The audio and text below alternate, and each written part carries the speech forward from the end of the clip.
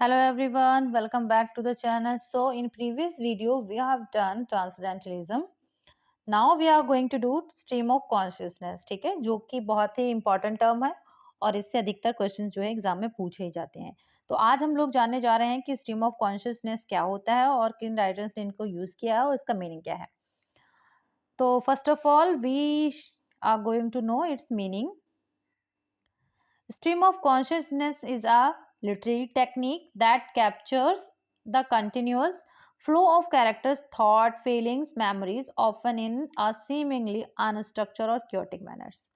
तो stream of consciousness ऐसी literary technique है जो कि कोई कैरेक्टर है, मान लीजिए, ठीक है, उसके दिमाग में, ठीक है, जो उसकी थॉट्स हैं, फीलिंग्स हैं और जो मतलब कि उसके विचार हैं, भावनाएं हैं और उसकी जो यादें हैं, इस प्रकार से चलती रहती हैं एक के बाद एक सडनली, ठीक है, एक खत्म नहीं हुई दूसरी शुरू हो गई, फिर तीसरी शुरू हो गई, फिर चौथी शुरू हो गई. तो इस प्रकार जो है अनस्ट्रक्चर्ड रहती हैं, ठीक है.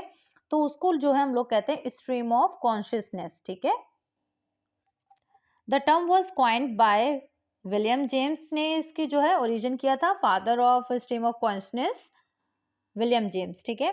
In the principles of psychology 1890 describing consciousness as a stream, ठीक है, ख्यालों का जो एक वो होता है बहाव से चलने लगता है, ठीक है, rather than a series of separate thoughts, ठीक है.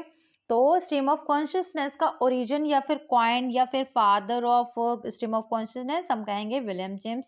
इन्होंने इनका जो वर्क था द प्रिंसिपल ऑफ साइकोलॉजी जो कि 1890 में पब्लिश हुआ था, उसमें जो है इस टर्म को यूज करा था, ठीक है.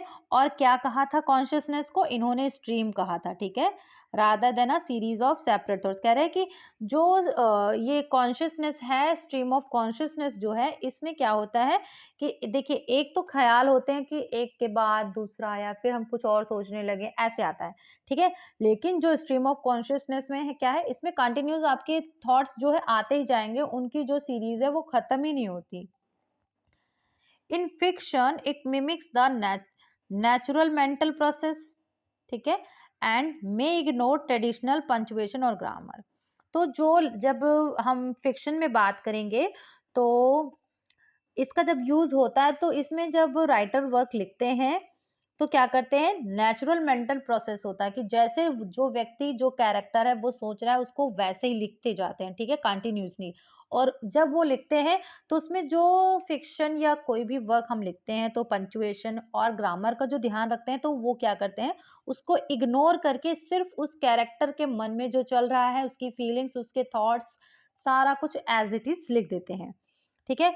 Then James Joyce, Virginia Woolf और विलियम फॉकनर, ठीक है, इनके नाम तो जरूर ही याद रखने. कौन कौन से हैं, देखो, वर्जीनिया वुल्फ सबसे मेन है, विलियम फॉकनर और जेम्स जॉय.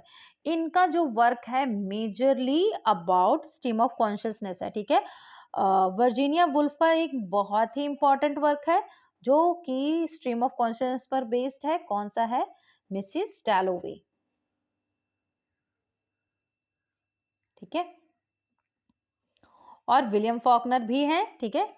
तो 4 राइटर्स के नाम हमने याद रखने हैं. विलियम जेम्स, जिन्होंने इस टर्म को क्वाइन किया था, father of stream of consciousness, और इनके जो बहुत सारे मेजर प्रैक्टिशनर्स हैं उसमें जेम्स जॉयस का नाम आ जाता है, देन वर्जीनिया वुल्फ और विलियम फॉकनर, ठीक है. अब एग्जाम्पल देखेंगे कौन कौन से वर्क हैं. एग्जाम्पल देखिए, जेम्स जॉयस का यूलिसिस हो गया, ठीक है, portrays a single day in Leopold Bloom's life using the style to mirror his inner experiences, ठीक है. जेम्स जॉयस का जो वर्क है यूलिसिस, वो एक सिंगल डे की स्टोरी है, ठीक है, इन लेपर्ड ब्लूम्स लाइफ की, ठीक है. और स्टाइल क्या यूज करा है, inner experience, mirror to his inner experience का.